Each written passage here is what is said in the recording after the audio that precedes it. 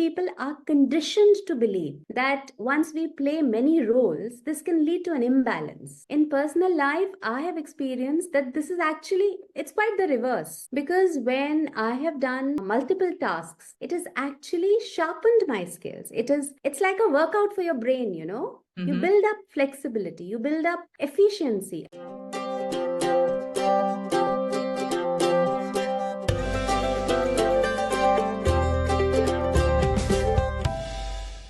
Hello, everybody. I'd like to welcome you on my podcast, Renew Motherhood. And in this episode, I'm so happy to call this Speak to be Heard, Communication Skills for Moms. And for this, I've got a special guest here.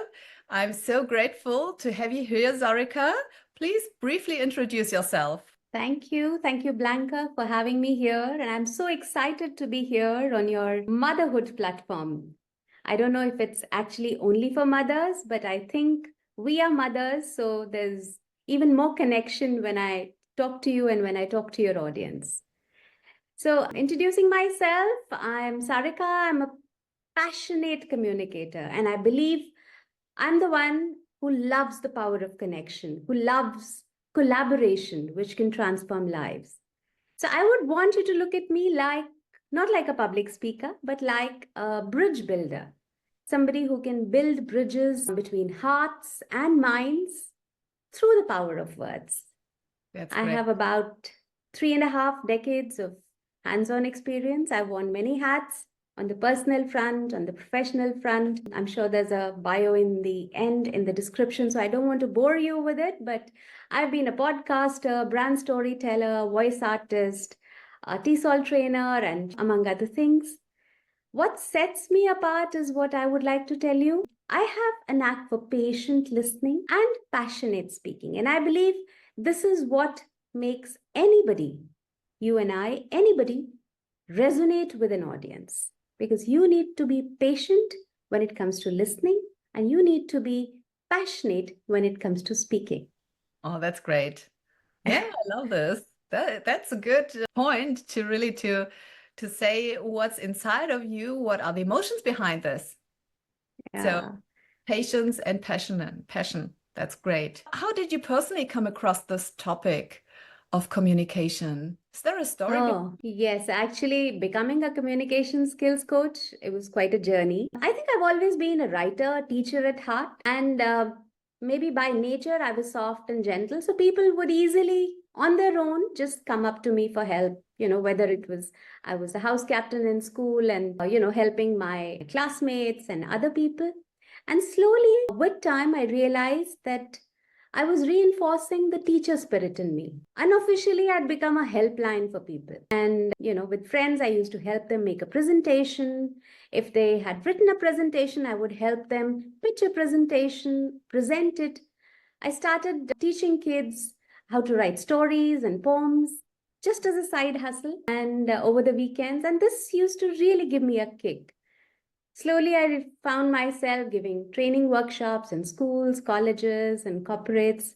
And because I'm also the CEO of a food brand in India, it's a household food brand called Dhampur Green, and we make more than 150 types of jaggery, that is panela-based products.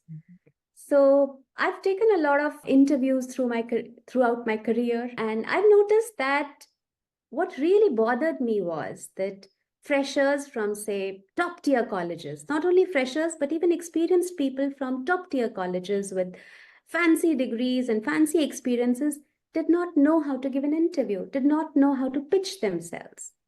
When there was a group discussion, I realized that it was only the manager who was talking. People had the ideas, but they were not sure how to present those ideas. Mm-hmm. And so this made me feel that they need help. Somebody needs help. Even seasoned professionals, if they're giving a presentation maybe of a star product and somebody just interrupts them with a random question, they would get stumped. They didn't know what to say. So I think I started helping colleagues, helping, all the freshers who used to come with us to work. And slowly and steadily, one thing led to the other, and Communicate 101 was born. So now I'm full-time into communication coaching, and I'm a troubleshooter in the corporate role. but I'm loving each second, each minute of what I'm doing. Oh, that's great. Well, actually, would you say that those people who have got those wonderful certificates and everything, but not able to speak about themselves or to stand up for themselves, to talk, would you say that there is a fear of public speaking behind? There are a lot They of get fears stuck if they behind it. get questioned. In fact, the biggest fear that people have when they have to say something is that they fear judgment. They fear they'll be judged. Oh my God, if I say something, people will judge me. People will think, I don't know this. Am I answering it correct? How am I looking? They'll pass a judgment about me. First of all, it's that fear of judgment which stops a lot of people from actually answering any question. Mm-hmm. Yeah. And, subsequent to that is how much you know about the topic and, how fearful you are, how confident you are, and among other things. But the fear of judgment is one of the biggest fears that stops people from saying anything at all. Which actually comes down to self-confidence, doesn't it? True, true. Whether you have to talk to a stranger or you have to talk to a group of people that you already know, you keep thinking, oh my God, what are they going to think about me? How Yeah. am I going to be received? What image are they going to create in their head? Yeah. And that whole commotion in your head is what makes the entire conversation so challenging for you that you freeze or you stumble or you start using the filler words or you just don't say anything at all. Yeah. Yeah, that's it. Yeah, I can totally relate to this. Well, actually, We all, it yeah. makes sometimes it makes a difference if you are talking in a group of people you know or you're talking in a group of people you don't know.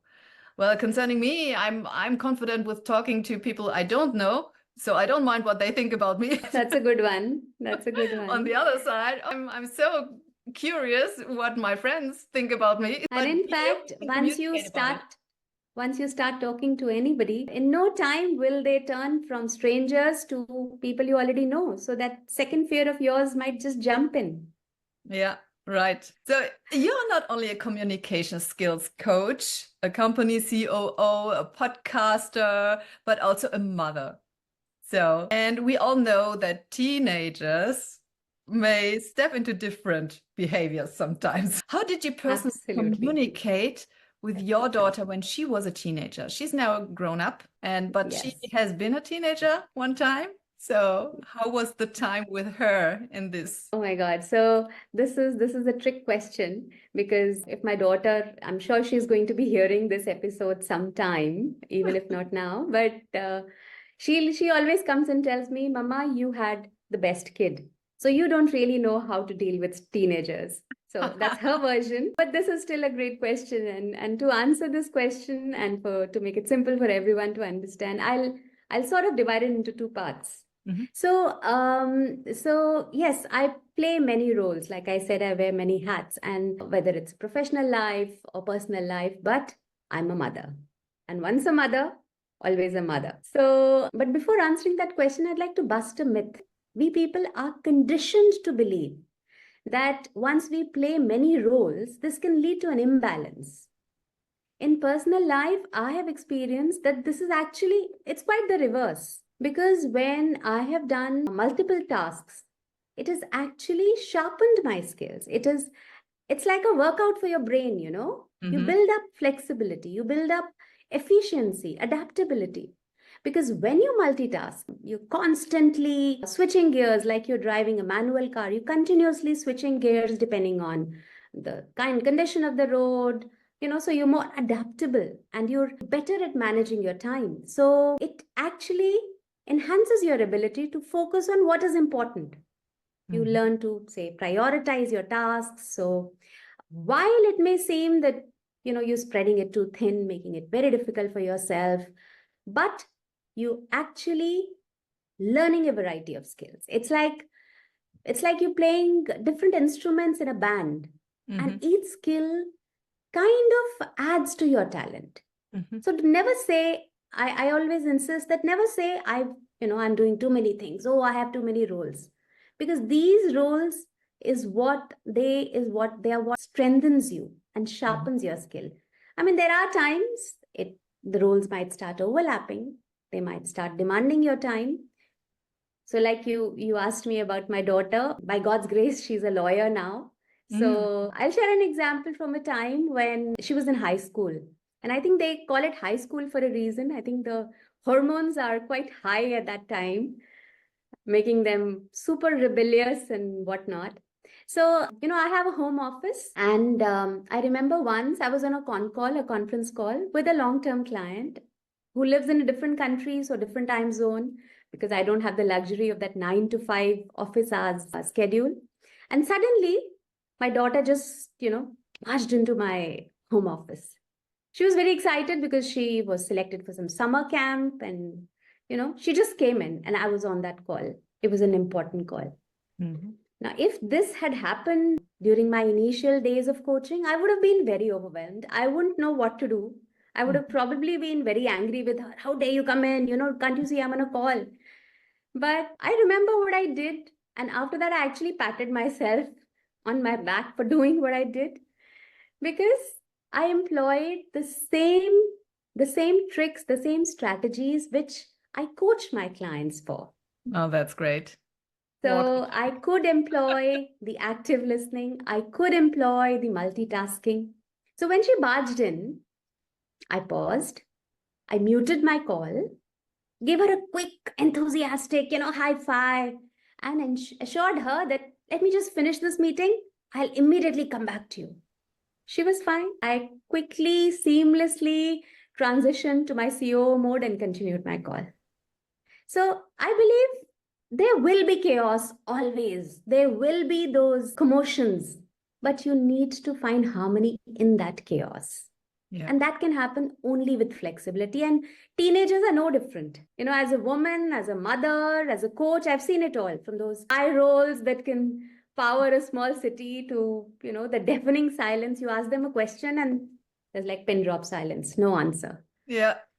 So, it's like I often say that talking to teenagers is like you're navigating a maze which has, moving walls and shifting floors. So you don't know what's coming next.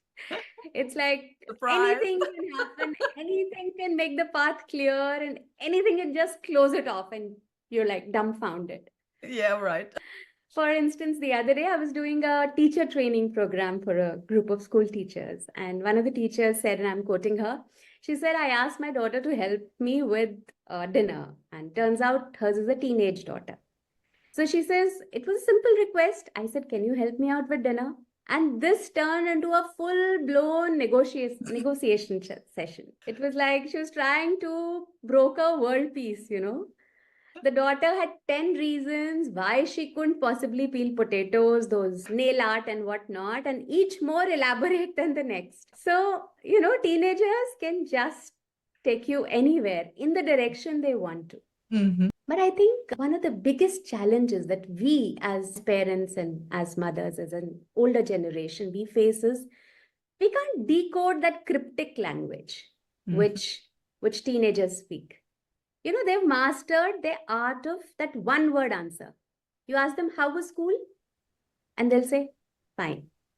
And now fine can mean anything. It can mean I aced my maths test. It can also mean I had a terrible day and I don't want to talk about it. So it's a guessing Leave me game, alone, please.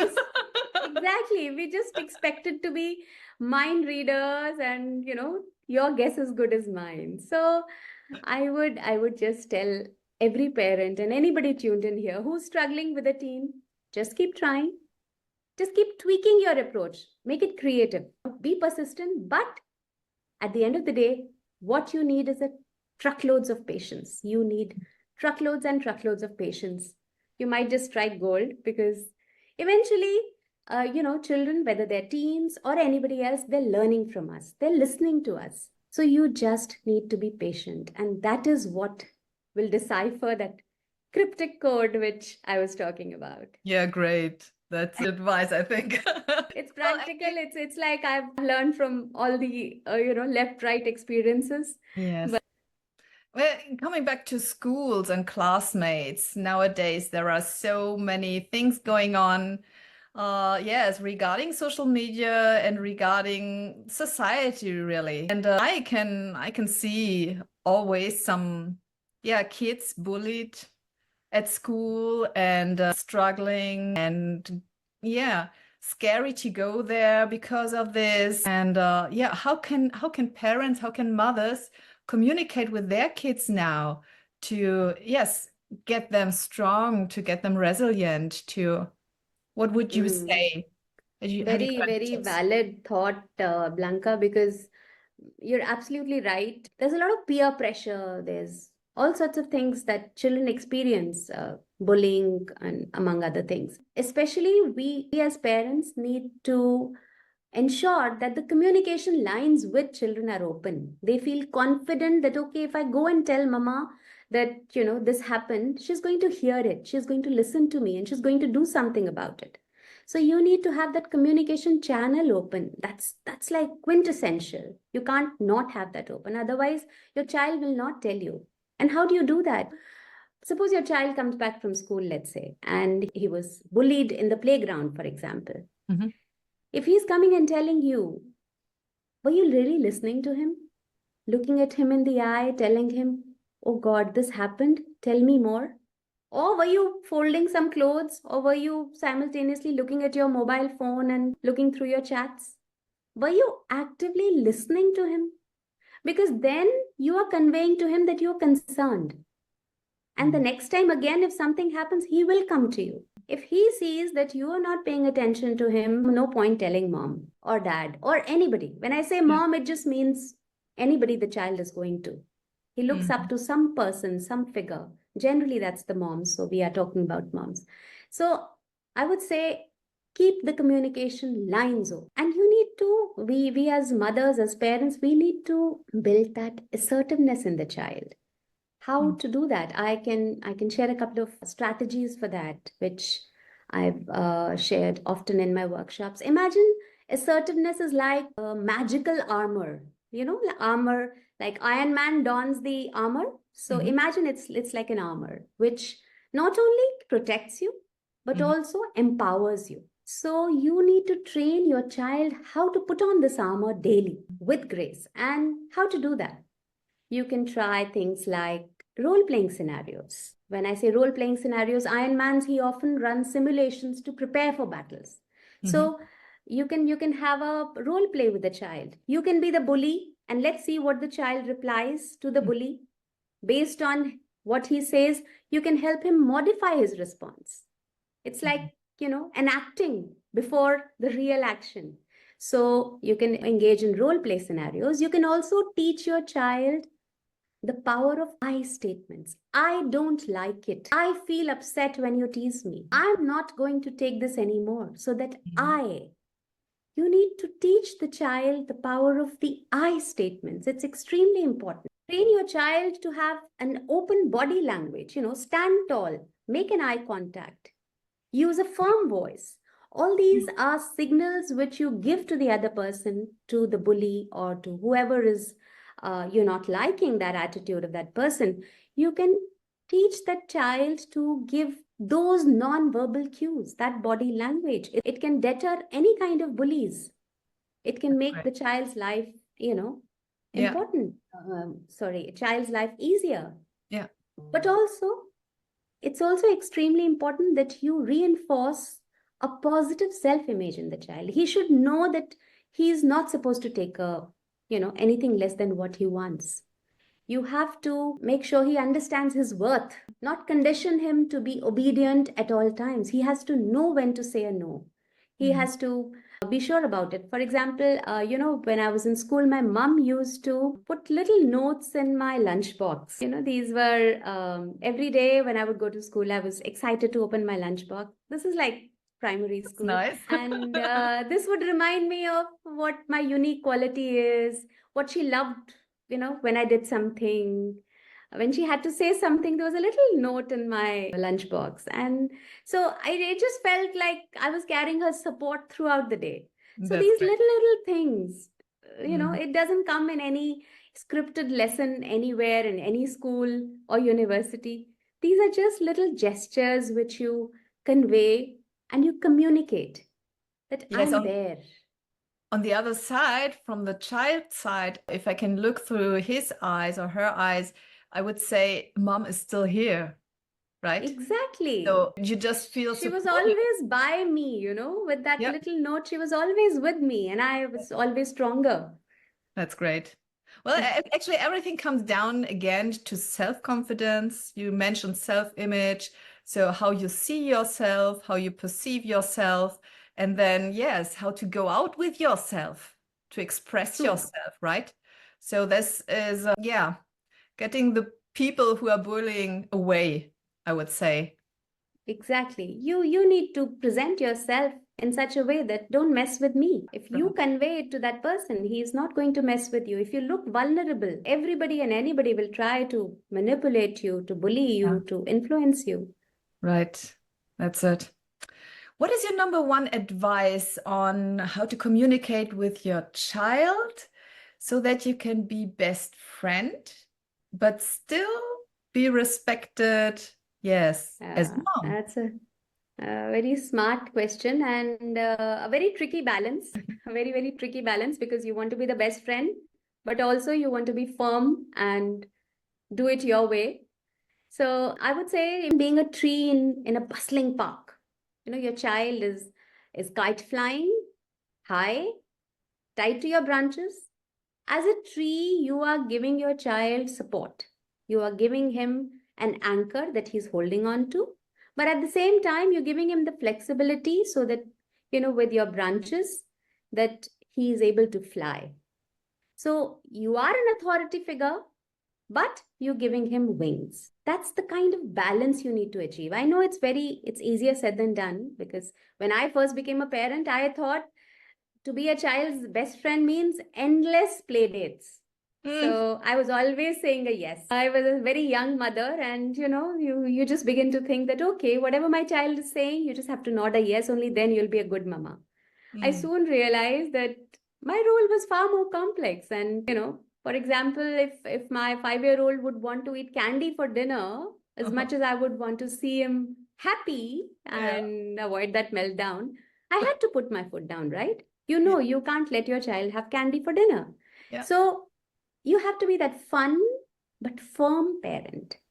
Mm, So it's like you have to train your child that eating veggies will give you superpowers. It's just the way you say it. It's how you tell the child. That's what is going to, that communication is going to change the way your child, listens to you. And it's going yeah. to strengthen your bond. Well, would you So say that basic, you also have to feel it, not only to say it with words? yes, yes. You have to feel it. You have to empathize. There Mm-hmm. has to be balance of empathy with the authority.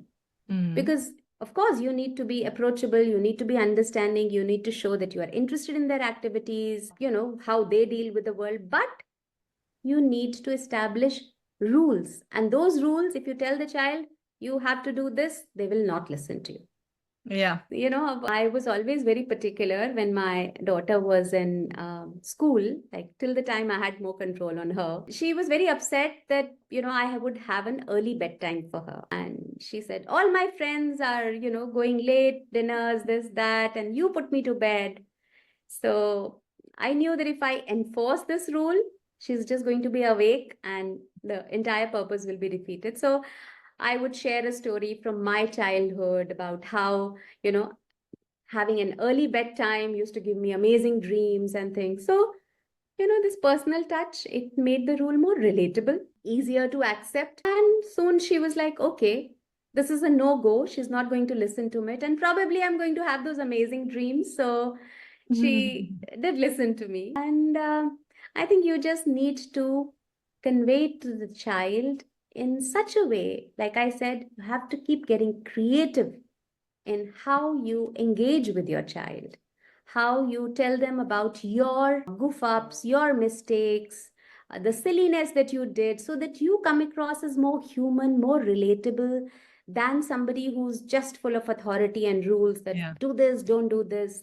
You have to be human, you have to be like them. Only Vulnerable. then they will like you. Yes.